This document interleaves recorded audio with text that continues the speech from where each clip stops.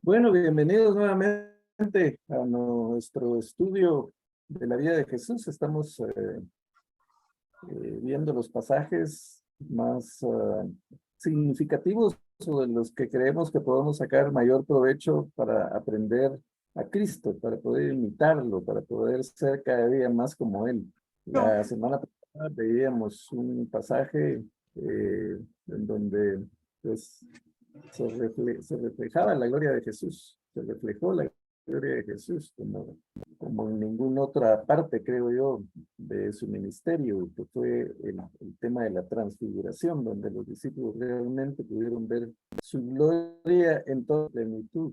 Y nosotros pues tenemos el privilegio ahora de estudiar estos pasajes y de imaginarnos y a través de nuestra imaginación y de la guianza del Espíritu Santo poder ubicarnos en estos pasajes, en esta situación, entender y maravillarnos de realmente lo que Jesús es, de la gloria de Jesús. Hay un pasaje en Corintios en donde dice Pablo, por tanto, segunda Corintios 3:18, por tanto nosotros todos mirando a cara descubierta como en un espejo la gloria del Señor, somos transformados de gloria en gloria en la misma imagen, como por el Espíritu Santo. Es al observar, al templar la gloria del Señor en los ojos del Espíritu, pues nos vamos transformando. Y la idea de estos estudios es eso, no solo agregar conocimiento, no solo que aprendamos cosas nuevas y que qué bonito, sino que realmente pues se haga el Señor y el Espíritu Santo realice un proceso de transformación en nuestras vidas y que pues nos vamos transformando paulatinamente, gracias a pues, lo que el Señor tiene para nosotros. Entonces, en el día de hoy vamos a estudiar un pasaje que es cuando pues, Juan el Bautista empieza a anunciar, a predicar el arrepentimiento y a anunciar pues eh, el ministerio de Cristo. Pero tenemos que ver el contexto y vemos, por ejemplo, que al final del Antiguo Testamento, que era lo último que tenían los judíos de aquella época, de las escrituras, lo que ellos consideraban como las escrituras, el Antiguo Testamento termina con Malaquías, con una profecía de Malaquías, y dice el capítulo 4, versículos 5 y 6 de Malaquías: he aquí os envío el profeta Elías, antes de que venga el día de Jehová, grande y terrible. Él hará volver el corazón de los padres hacia los hijos y el corazón de los hijos hacia los padres, no sea que yo venga y hiera la tierra con maldición. Ahí terminó el Antiguo Testamento. Después hubo un silencio de 400 años, que no hubo profetas, que no tuvieron más revelación, podríamos decir los judíos, y se quedaron esperando al Mesías. Y esperaban que pues, viniera Elías también, como dice Malaquías. Y de pronto aparece un personaje raro en el desierto, vistiendo con pieles, comiendo langostas y miel silvestre, llamando al arrepentimiento. Y entonces los judíos, específicamente los fariseos, se preguntan, ¿y este quién es? Ellos vivían a la expectativa de todo lo que pasaba y quieren saber quién es ese Juan, pero eh, pues lo que están diciendo o lo que están pensando probablemente, bueno, ¿y este qué? ¿De dónde saca esas cosas? ¿De dónde está predicando arrepentimiento? Y acordémonos que el mensaje de Juan el Bautista no era muy agradable que digamos, generación de víboras, ¿quién nos enseñó a huir de la ira venidera? Entonces, eso era algo que golpeaba a los religiosos de aquella época. Entonces mandan a unos intermediarios a preguntar a Juan el Bautista que quién era él. Ni siquiera se atreven a ir ellos mismos, sino que tienen que mandar a otros personajes a preguntarle, pero van de parte de los fariseos. Y le dicen a Juan, bueno, ¿y tú qué? ¿Tú eres un profeta? Y Juan dice, no, yo no soy un profeta. Entonces, ¿eres el Mesías? No, yo no soy el Mesías. Entonces, ¿quién eres? ¿Por qué estás predicando este mensaje? Y entonces Juan les contesta, yo soy la voz del que clama en el desierto. Y pues tenemos ese pasaje previo a lo que vamos a ver hoy.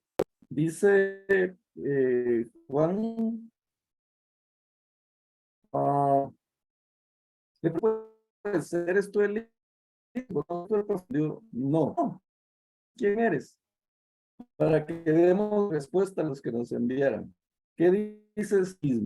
Y Juan dice, yo soy la voz de uno que clama en el desierto, enderezado el camino del Señor, como dijo el profeta Isaías.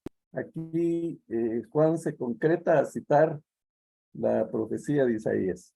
Y podemos ver en Juan, pues, una señal de humildad, porque él no dijo, bueno, yo soy Juan el Bautista, hijo de Zacarías y Elizabeth, y vivo en tal parte y me dedico a tal lado. ¿Quién es él? Lo que menos importa en ese momento para Juan es decir quién es él. Él no quiere figurar, él quiere, antes de hablar de quién es él, habla del propósito que él tiene en su ministerio. Habla de lo que el Señor lo ha asignado a hacer.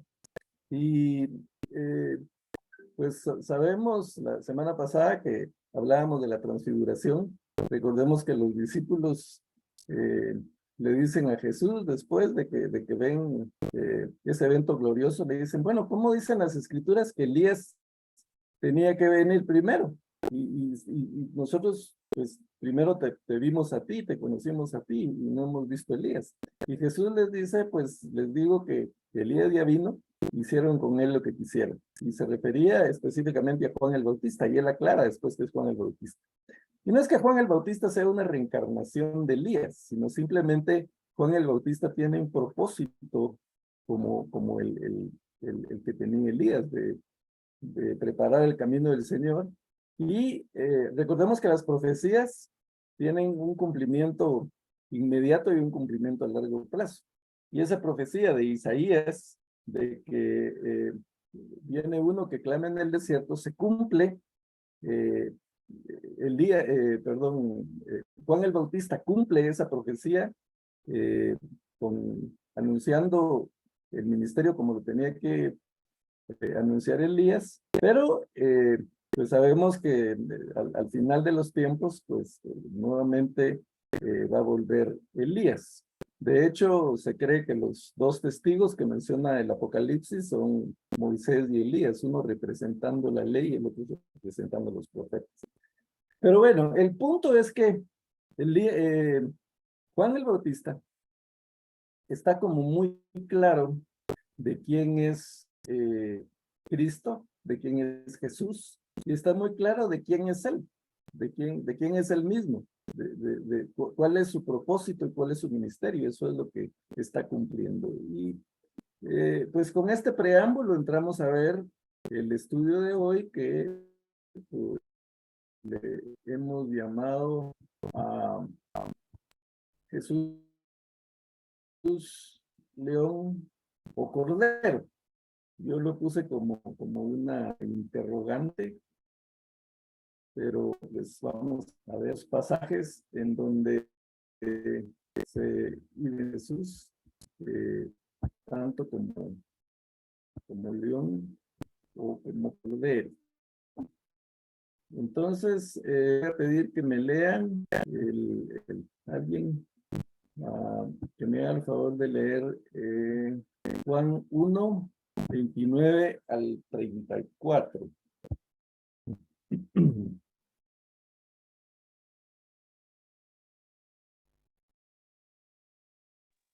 Ok, te puedo leer. Dice,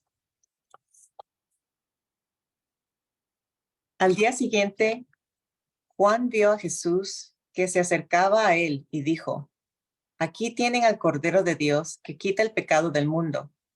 De este hablaba yo cuando dije, después de mí viene un hombre que es superior a mí, porque existía antes que yo. Yo ni quisiera lo conocía, pero para que él se revelara al pueblo de Israel, vine bautizando con agua. Juan declaró, vi al Espíritu descender del cielo como una paloma y permanecer sobre él. Yo mismo no lo conocía, pero el que me envió a bautizar con agua me dijo, aquel hombre quien veas que el Espíritu desciende y permanece es el que bautiza con el Espíritu Santo. Yo lo he visto y por eso testifico de que este es el Hijo de Dios.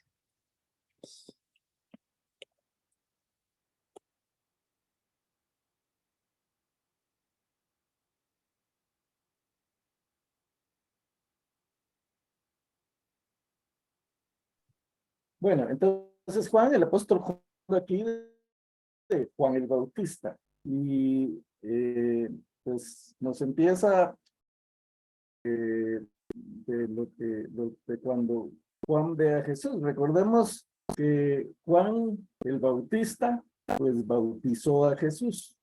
Bautizó a Jesús y que pues el Espíritu Santo descendió en forma de paloma y se oyó aquella voz que dijo, este es mi hijo amado, en quien tengo contentamiento. Pues Jesús sale y va al desierto los 40 días. Después regresa. Entonces, aquí estamos viendo realmente ya el regreso después de un tiempo, que pudieron haber sido 40 días o tal vez un poco, cuando Jesús a realizar su ministerio. Y Juan lo vio que se acercaba a él. Y lo primero que dice es, aquí tienen al Cordero de Dios el pecado del mundo. En el original dice, miren, aquí viene el Cordero de Dios. O vean, aquí viene el Cordero de Dios que quita el pecado del mundo. Actitud a los que le seguían, a sus discípulos, a que vean a ese hombre, a que lo vean. Y eso es un llamado para nosotros también, ver a Jesús con ojos nuevos, ver a Jesús en toda su gloria, en todo su esplendor, en toda su misericordia y su amor, para que podamos acercarnos a Él. La semana pasada hablábamos de que Jesús lo seguían multitudes y que lo seguían de lejos. Habían otros que eran más cercanos y pues después estaban los 12, sus discípulos, pero más cercanos aún los tres, Pedro, Jacobo y Juan. Y más cercano aún Juan, que se recostaba en su pecho. Entonces, pues cada quien decide qué tan cerca, qué tan lejos puede estar de Jesús. Y dependiendo de qué tan lejos o qué tan cerca esté, pues así será los privilegios que pueda tener como hijo de Dios. Pero dice Juan, miren, vean, aquí viene el Cordero de Dios que quita el pecado del mundo. De este hablar, después de mí viene un hombre que es superior a mí porque existía antes que yo. Ni siquiera le conocía, pero para que él se revelara al pueblo de Israel, vine bautizando con agua.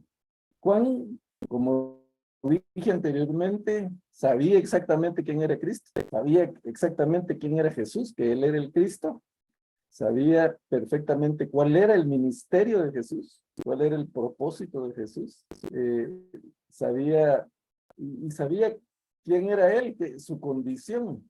Aquí pone a Jesús como superior a él.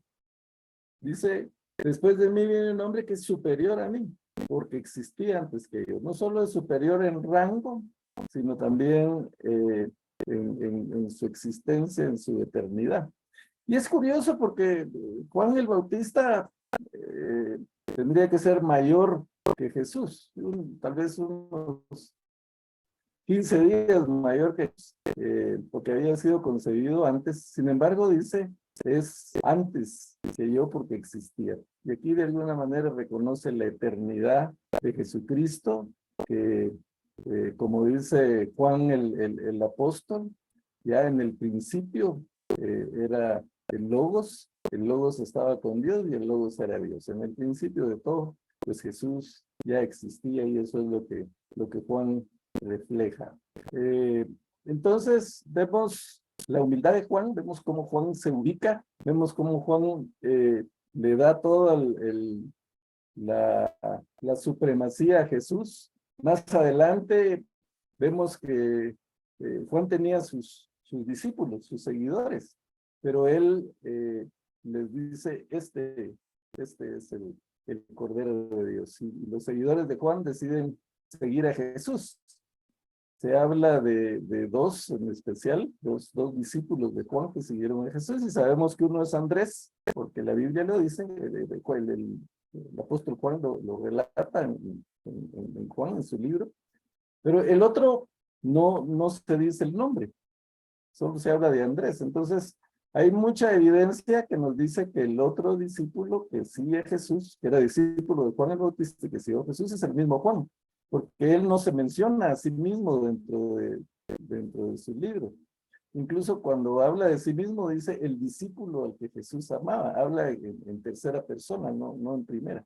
Entonces, muy probablemente los dos discípulos que siguieron a Jesús, que eran discípulos de Juan el Bautista que siguen a Jesús, fueron Andrés y Juan. Entonces, primero, las cosas que aprendemos de este pasaje es, como ya dije, esa consigna de Juan Bautista de quién es él y de quién es Jesús. Esa humildad por medio de la cual él reconoce la supremacía de Jesús y le da a Jesús toda la honra, la gloria, el honor. Y eso, pues, es algo que le da a Juan mucho valor. De hecho, el mismo Cristo dice, no ha habido hombre nacido de mujer que sea mayor que Juan el Bautista. Por eso la Escritura dice que el que se humilla será ensalzado y el que se ensalza será humillado.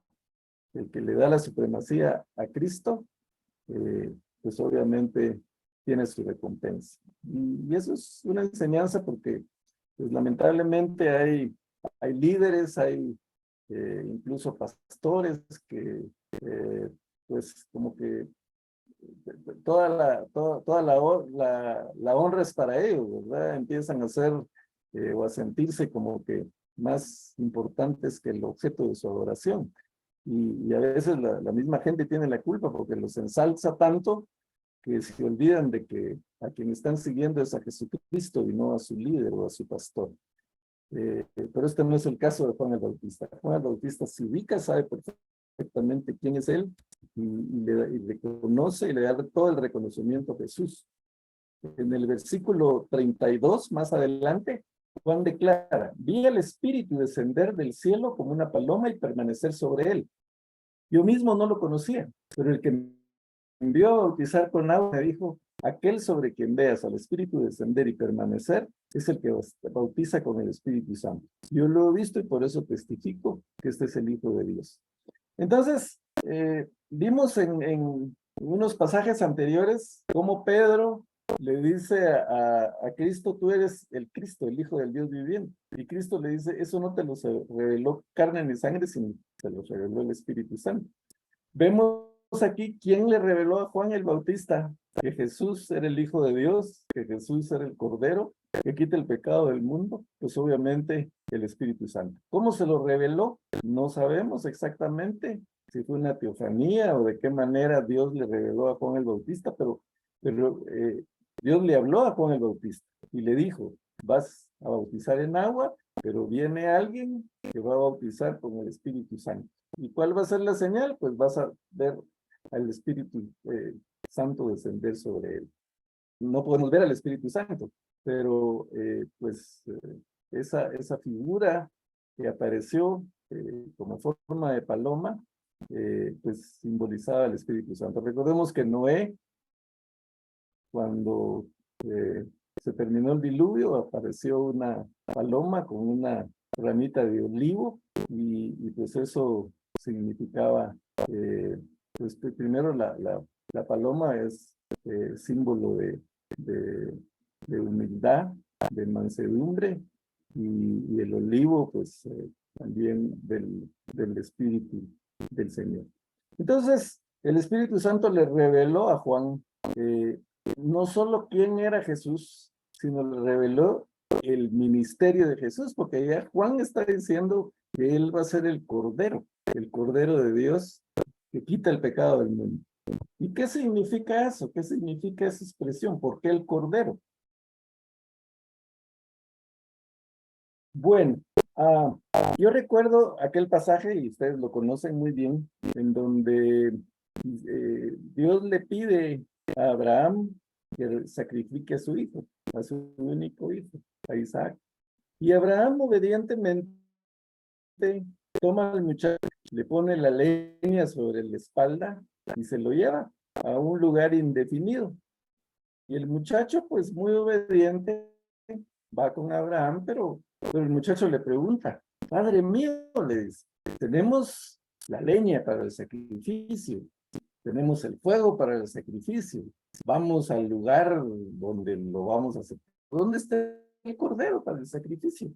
Y Abraham le dice, hijo mío, el Señor proveerá el cordero para el sacrificio. Y no sé cuánto tiempo, 1300 años aproximadamente después, aquí está la respuesta a lo que Isaac preguntó. Aquí, este es el Cordero de Dios que quita el pecado del mundo. Parafraseándolo, este es el Cordero provisto por Dios para quitar el pecado del mundo. Y es significativo que dice para quitar, porque los sacrificios que se hacían en el tabernáculo cubrían los pecados del pueblo. El Señor había provisto de un medio para cubrir los pecados, porque las escrituras dicen, la palabra del Señor, que la paga del pecado es muerte. Entonces alguien tenía que morir, y moría un cordero indefenso que no tenía culpa, y con esa muerte, ese sacrificio, se cubría el pecado, pero el pecado quedaba cubierto, pero el Cordero de Dios, Jesús, quita el pecado del mundo, se olvida de él, ya no hay más pecado, lo borra.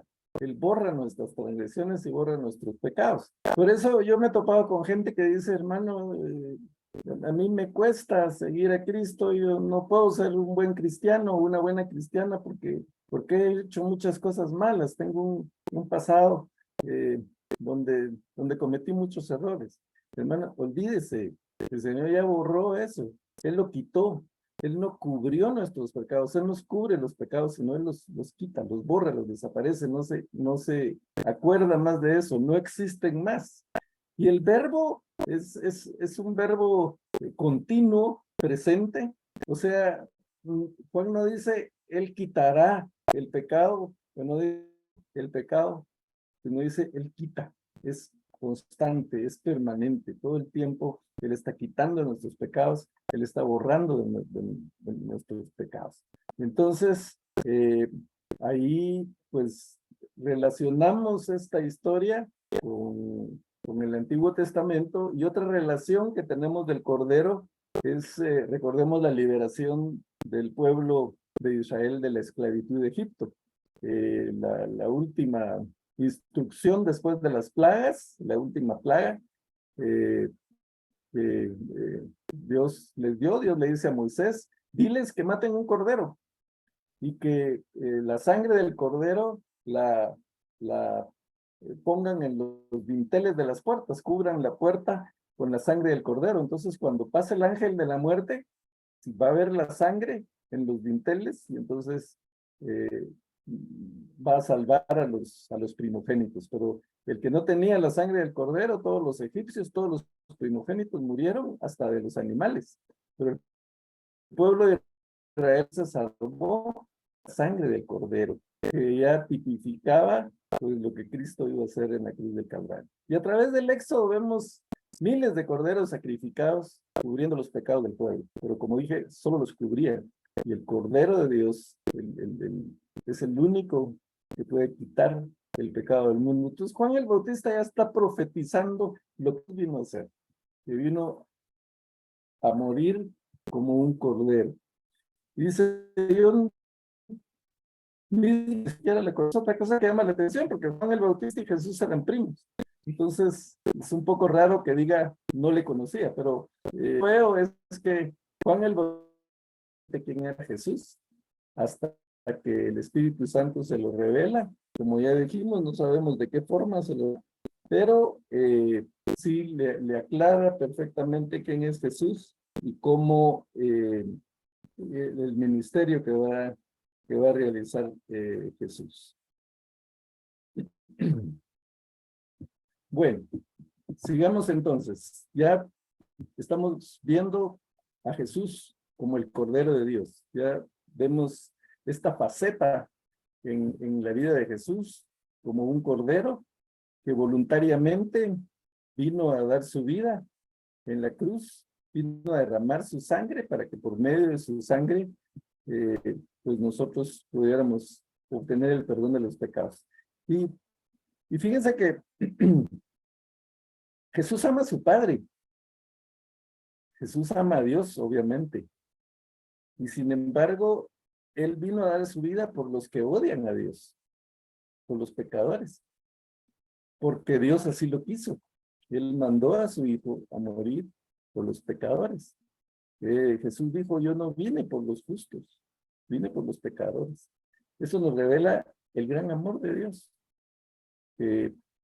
Siendo Dios, como dice Pablo a los Filipenses, siendo en forma de Dios, y esa palabra no tenemos tiempo para explicar lo que significa exactamente, pero significa que tiene todas las características de un Dios, que solo puede ser Dios. Entonces, lo que Pablo está diciendo, el que fue, que es Dios, no le importó ser Dios, no se aferró a eso, sino que se despojó de su corona, de su reinado, de su capa, para venir a dar su vida en la cruz del Calvario, para hacerse semejante a los hombres y en su condición de hombre humillarse hasta lo sumo, hasta la muerte y muerte de cruz, que era la peor muerte que podía tener un pecador y que era para los peores pecadores.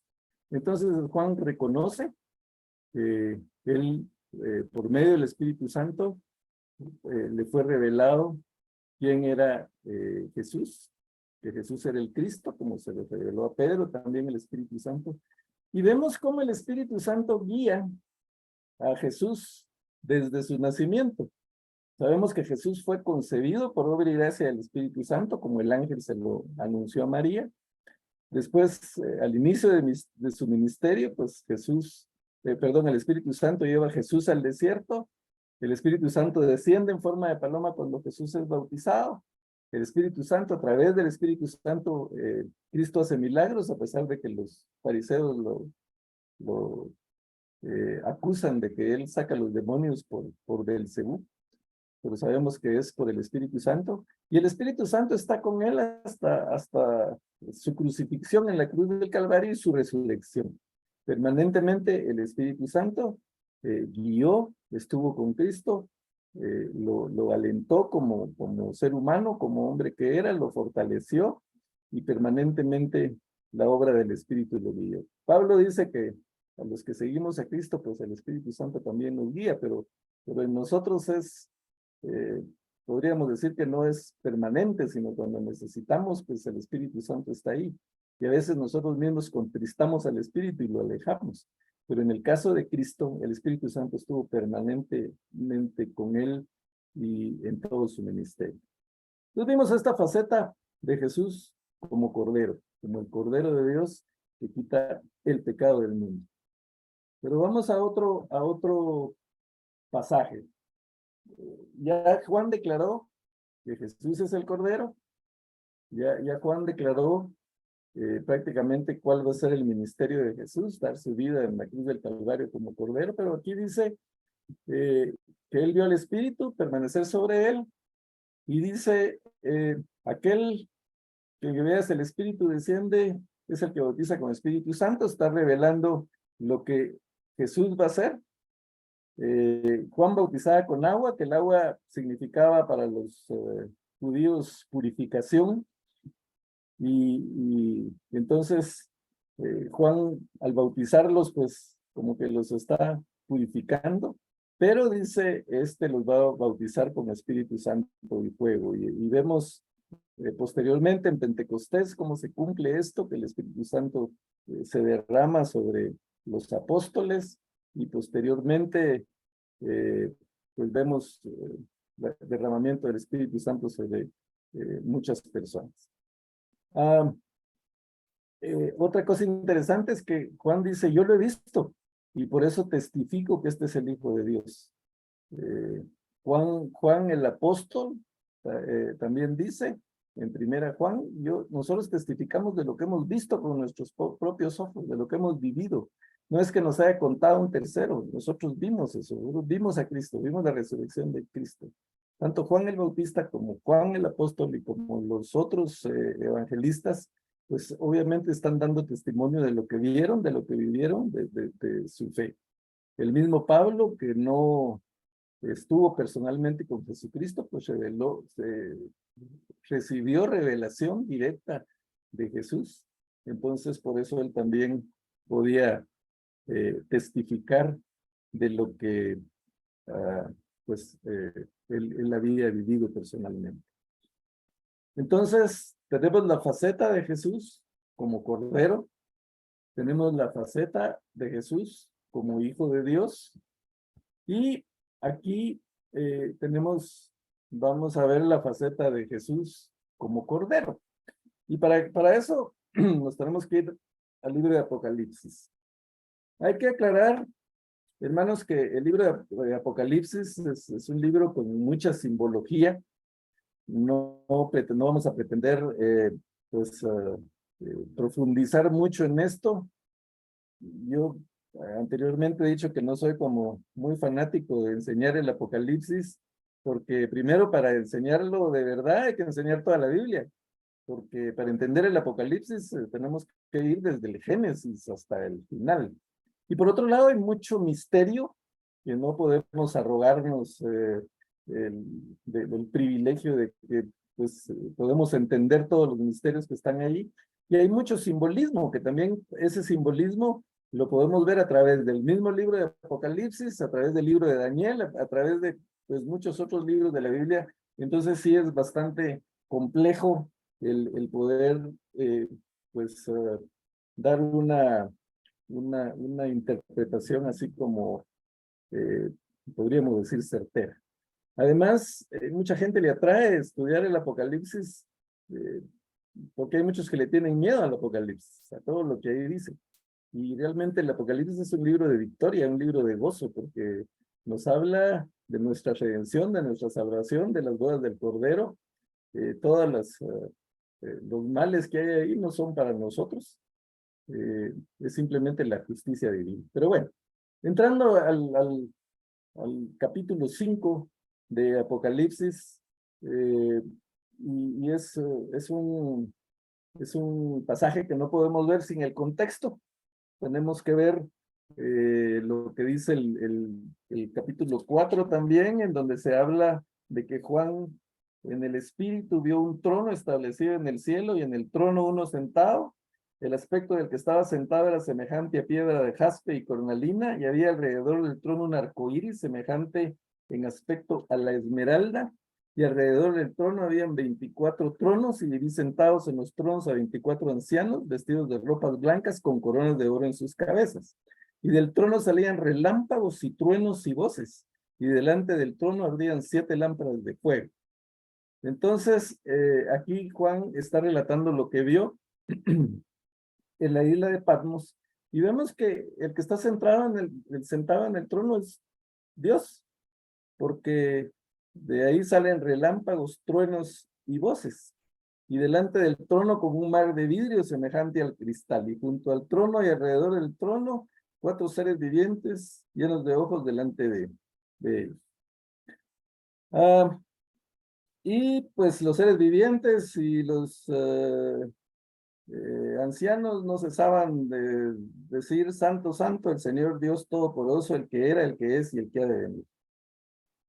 Entonces está ese cuadro, está Dios sentado en el trono, están los seres vivientes, están los 24 ancianos, están saliendo truenos y relámpagos, y dice, vi en la mano derecha, ya el pasaje que tenemos en pantalla, del que estaba sentado en el trono, o sea, en la mano derecha de Dios, vi un rollo escrito por ambos lados y sellado con 7 sellos. Algunas versiones dicen vi un libro, pero sabemos que los libros de aquella época no son como los que tenemos ahora, sino las escrituras estaban en rollos de papiro, de pergamino, dependiendo.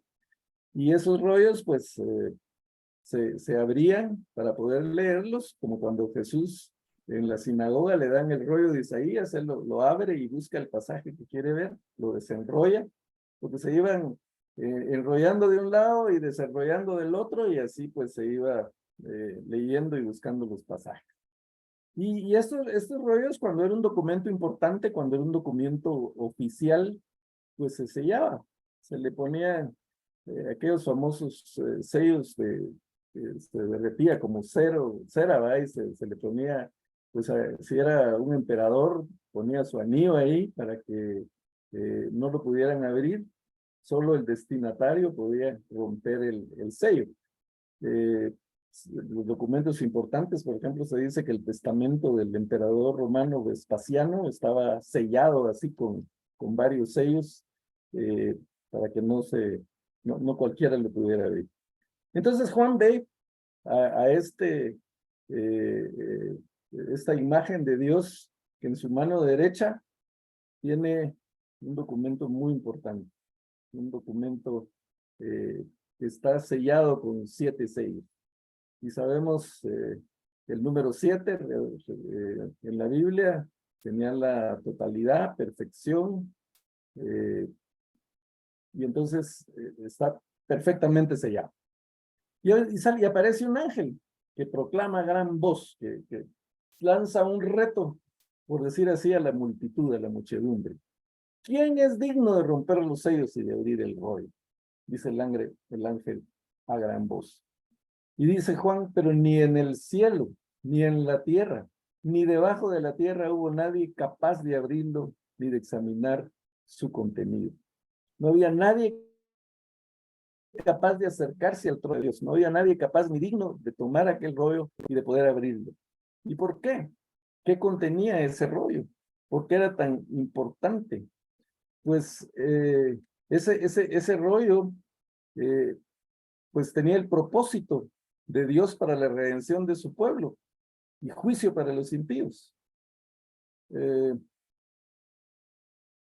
Sabemos que los propósitos de Dios, si ese rollo no se abría, pues quedarían frustrados. Por eso Juan dice que se puso muy triste y yo lloraba mucho porque no se había encontrado a nadie que fuera digno de abrir el rollo ni de examinar su contenido. Entonces, ¿qué pasa? ¿O qué hubiera pasado si aquel libro no se abría? Pues simplemente no habría esperanza, porque ese rollo contenía el propósito de Dios para la humanidad, el plan de Dios para la humanidad, el plan de Dios para redención. Ese rollo contenía redención para el pueblo y juicio para los impíos, lamentaciones y gemidos y ayes para los que habían pues rechazado a Cristo, por los enemigos de Dios, pero también redención y salvación para su pueblo. Este rollo era la clave para la ejecución de los propósitos de Dios para todas sus criaturas, para todo el universo. Y si ese libro no se abría, los propósitos de Dios serían frustrados. No habría segunda venida, ni cielos nuevos, ni tierra nueva.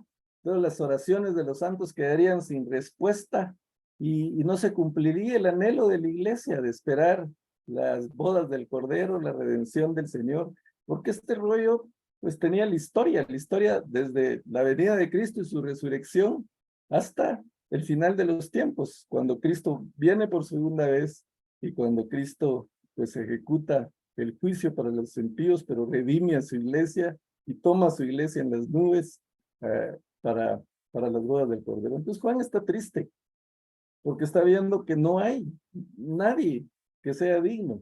ni en los cielos, ni el mayor de los ángeles, ni de los 24 ancianos, ni los seres vivientes. Nadie es digno, ni en la tierra, menos ningún ser humano, ni debajo de la tierra, lo cual significa que ni siquiera los que ya no estaban, los que habían muerto, ni Abraham, ni Isaac, ni Noé, ni Moisés, ni ninguno de esos, pues eran dignos de abrir el rollo. Entonces Juan se pone triste. Pero uno de los ancianos se le acerca y le dice, deja de llorar, que ya el león de la tribu de Judá, la raíz de David, ha vencido. Él sí puede abrir el rollo y los 7 sellos. Entonces Juan, pues ya se imaginan el alivio que siente, tal vez está agachado, triste, llorando, porque no hay quien pueda abrir el rollo, pero cuando el anciano le dice, pues hay alguien, es el león de la tribu de Judá. Y entonces Juan levanta la cabeza, alza la vista y dice que en medio de los 4 seres vivientes, en medio del trono y en medio de los ancianos, ¿ve qué? ¿Un león? No, ve un cordero. El león de la tribu de Judá es un cordero que estaba de pie y parecía haber sido sacrificado. ¿Cómo podría ser un cordero sacrificado? Pues seguramente estaba sangrando, porque los corderos, para sacrificarlos, les cortaban el cuello y se desangraban en el altar. Entonces, era un cordero pues, lleno de sangre que había sido sacrificado, pero estaba de pie. No estaba eh, tirado, muerto, estaba de pie. Y dice, tenía 7 cuernos, 7 ojos, que son los 7 espíritus de Dios enviados por toda la tierra. Y se acercó y recibió el rollo de la mano derecha del que estaba sentado en el trono. Bueno, como dijimos, aquí hay mucho simbolismo, no vamos a interpretar o pretender interpretar todos los símbolos, pero a través del mismo libro de Apocalipsis sabemos que los cuernos pues reflejan poder, reinado, coronas, 7 cuernos, él tenía todo el poder. Y el número 7 ya dijimos que es totalidad, plenitud, perfección. Entonces, este cordero tiene toda la autoridad, tiene la plenitud del poder, la plenitud y la perfección como rey, como señor, porque tiene los 7 cuernos y 7 ojos. ¿Por qué 7 ojos? Porque el Señor lo ve todo, él no se le escapa nada. En el Salmo 139, David dice, Señor, tú me examinas y me conoces. Sabes cuando me siento y cuando me levanto. Aún a la distancia me lees el pensamiento. Mis trajines y descansos los conoces. Todos mis caminos te son familiares. No me llega aún la palabra a la lengua cuando tú, Señor, ya la sabes toda. Tu protección me envuelve por completo. Me cubres con la palma de tu mano. Conocimiento tan maravilloso rebasa mi comprensión, tan sublime es que no puedo entender. ¿A dónde podría alejarme de tu espíritu? ¿A dónde podría huir de tu presencia? Si subiera al cielo, ahí estás tú. Si tendiera mi lecho en el fondo de los dominios de la muerte, también estás ahí. Si me elevara sobre las alas del alba o me estableciera en los extremos del mar, aún ahí tu mano me guiaría y me sostendría tu mano derecha. Y si dijera que me oculten las tinieblas, que la luz se haga de noche en torno mío, y las tinieblas serían oscuras para ti, aún la noche sería clara como el día. Lo mismo son para ti las tinieblas que la luz, y así sigue, ¿no?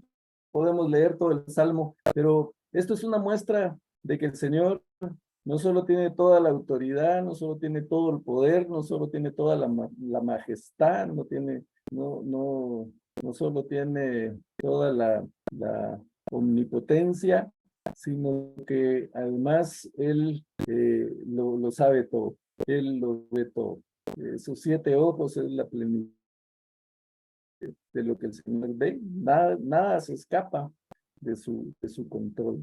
Así que por mucho que queramos ocultar las cosas, por mucho que queramos cubrir nuestros, el Señor lo sabe un lado podemos esconder de su control. Estos, pues son los 7 de Dios que enviados por toda la tierra, que tiene control y está viendo lo que se pasa. Y se acercó y recibió el rollo, mano derecha, estaba sentado en el trono. Vemos, hermanos, entonces, cómo Dios, cómo Jesús es tan único, tan diferente, pues que es el único que puede, como dijo alguien, es una conjunción de excelencias tan diversas que solo se encuentran en él. Solo Jesús puede ser a la vez un león y un cordero, porque el león es un animal salvaje, es un depredador, es un león que devora a su presa, es un león que tiene toda la fortaleza. Si lo comparáramos con un humano, podríamos decir el león es prepotente, es poderoso, por algo le dicen el rey de la selva. Y sin embargo, el cordero es manso, es humilde, como mismo Cristo dijo, aprended de mí, que soy humilde de corazón. El cordero es la presa más fácil para el león, es hasta cierto punto indefenso, y Jesús une esas dos naturalezas, podríamos decir, en él.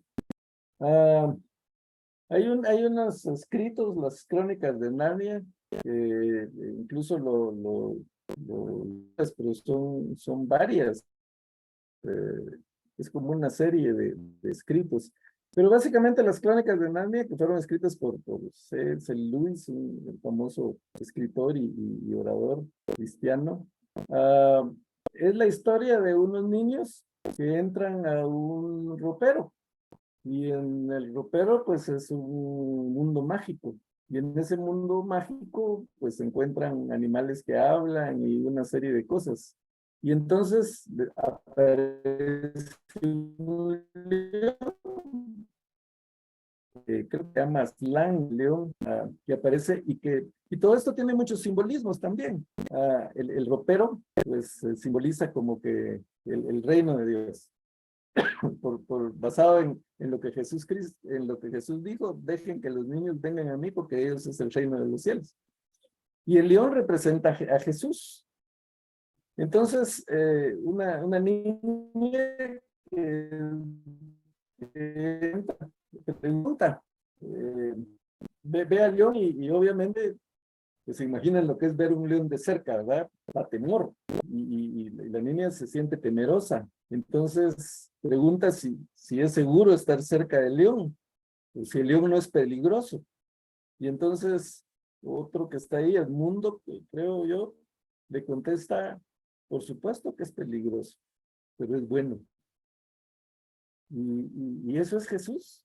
Por supuesto que Jesús es peligroso, por supuesto que ofenderlo puede tener consecuencias terribles, por supuesto que Él un día va a juzgar a los vivos y a los muertos y pues nadie va a querer estar en ese juicio.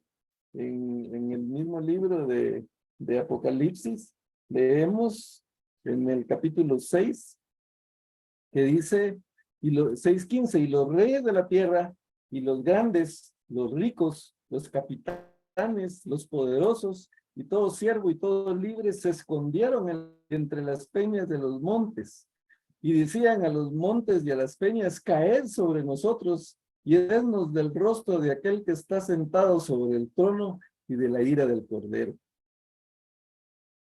El cordero, el león de la tribu de Judá, es peligroso, pero es bueno. Es otras dos cosas tan opuestas que solo en Jesús se pueden unir. La bondad, su poder, su autoridad, podríamos decir, su ira implacable contra el pecado, se fusionan con su humildad, con su amor por los pecadores y con su sacrificio como cordero.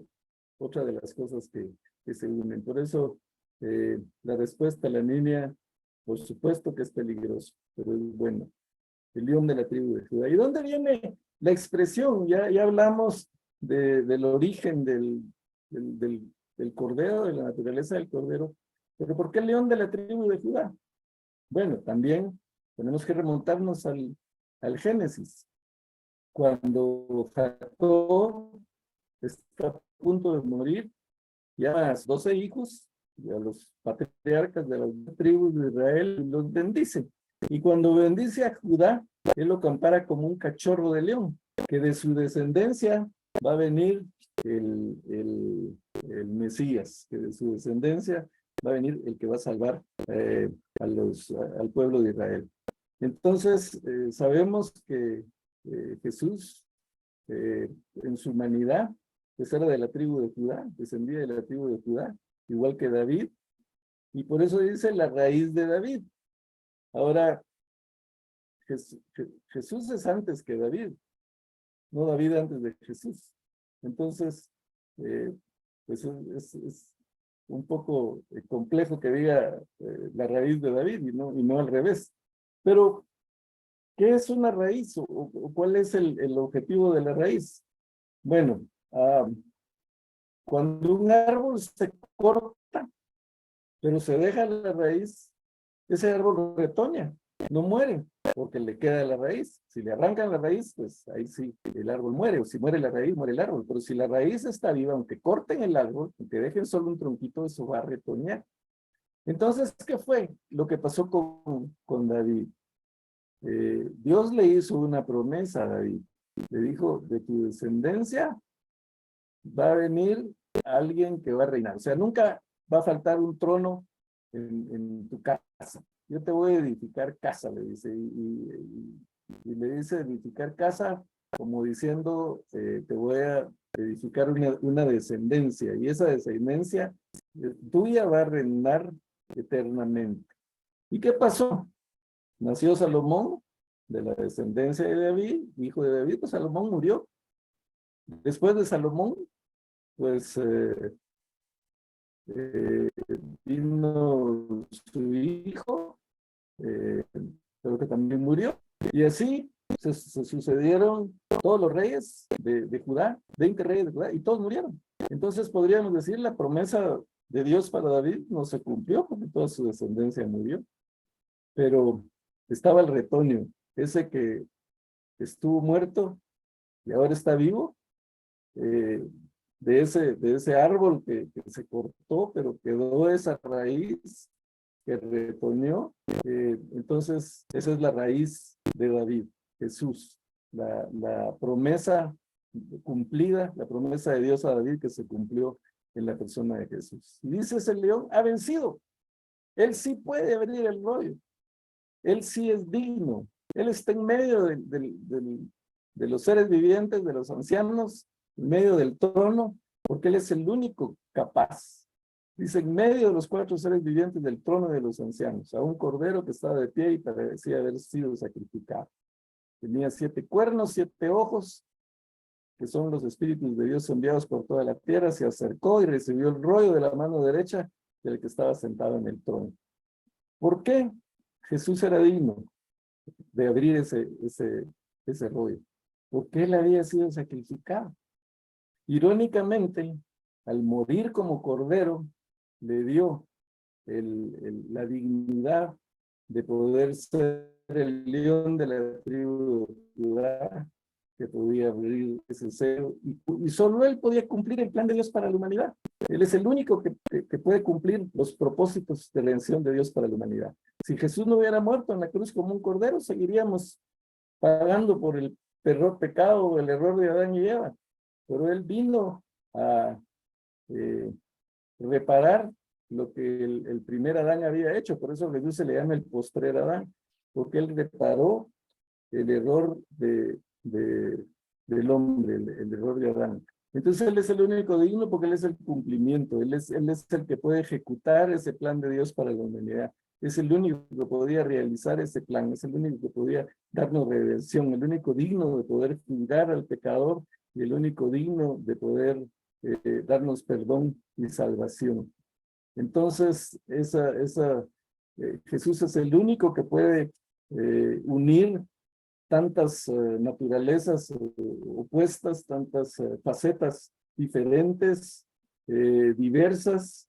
Es una compleja armonía que Él lo hace único, incomparable, porque Él, siendo Dios, fue a la vez hombre, al mismo tiempo. Solo Jesús pudo haber hecho. Él, teniendo todo el poder, toda la fortaleza de un león, murió como un cordero. Él, siendo todopoderoso, se humilló, vino al mundo a nacer en un pesebre, en humildad, en pobreza, siendo el rey poderoso, siendo el dueño del oro y de la plata. Pero Él armonizó todo eso. Él es el único que pudo armonizar todo su amor, todo su misericordia, con toda su ira contra el pecado. Entonces, por eso es único. Y por eso, pues, debemos admirarnos de la gloria de Dios. Por eso debemos contemplar la vida y el ministerio de Jesucristo, para, como dijimos al principio, ir creciendo con eso, irnos pareciendo cada vez más a Él, irlo imitando. Ya para terminar, se nos fue el tiempo, pero estamos viendo pasajes pues que son complejos de ver. Vemos que dice siguiendo con el Apocalipsis, en el versículo 7, 9.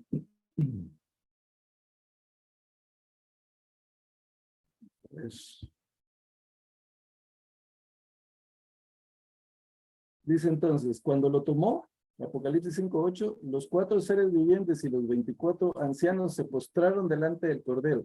Cada uno tenía un arpa y copas de oro llenas de incienso, que son las oraciones del pueblo de Dios. Y entonaban este nuevo cántico: digno eres de recibir el rollo y escrito y de romper los sellos, porque fuiste sacrificado y con tu sangre compraste para Dios gente de toda tribu, lengua, pueblo y nación. De ellos hiciste un reino de sacerdotes al servicio de nuestro Dios, y reinarán sobre la tierra.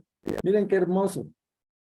Por medio de su sacrificio, Él nos hizo sacerdotes al servicio de nuestro Dios. Eso somos, y vamos a reinar sobre la tierra gracias al sacrificio de Cristo en la cruz del Calvario. Por eso lloraba Juan, porque pensaba, vamos a perder eso, pero apareció Jesús, apareció el Cordero, ese Cordero, ese león implacable, que ya vimos que ante quien los reyes de la tierra tiemblan. Pero también Apocalipsis 7:16 habla de la multitud que va a estar, de todas las naciones, tribus y pueblos, que están delante del trono en la presencia del Cordero, vestidos de ropas blancas. Y entonces uno de los ancianos pregunta: ¿quiénes son y de dónde han venido? Y yo le dije: Señor, tú lo sabes. Y él me dijo: estos son los que han salido de la gran tribulación y han lavado sus ropas y las han emblanquecido en la sangre del Cordero.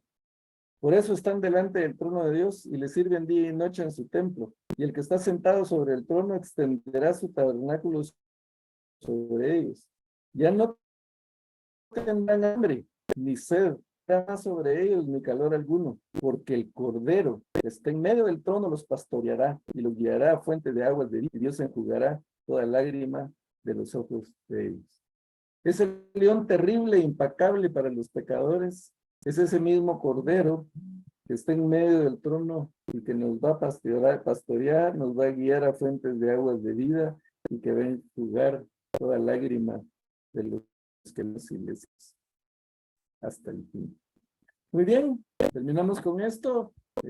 Bastante, pues, que analizar y que leer, pero pues ahí les dejo los pasajes para que puedan estudiarlo ya más detenidamente, con un poquito más de información, y sobre todo, que como dijimos al principio, el ver la gloria de Jesús, pues nos transforme, nos vaya moldeando cada día más al carácter de Cristo, aprender a ser más como Cristo, a seguir su ejemplo, a no dejar de admirarnos de lo que Él es y de su bondad, su amor y todo lo que Él puede conjugar en una sola persona.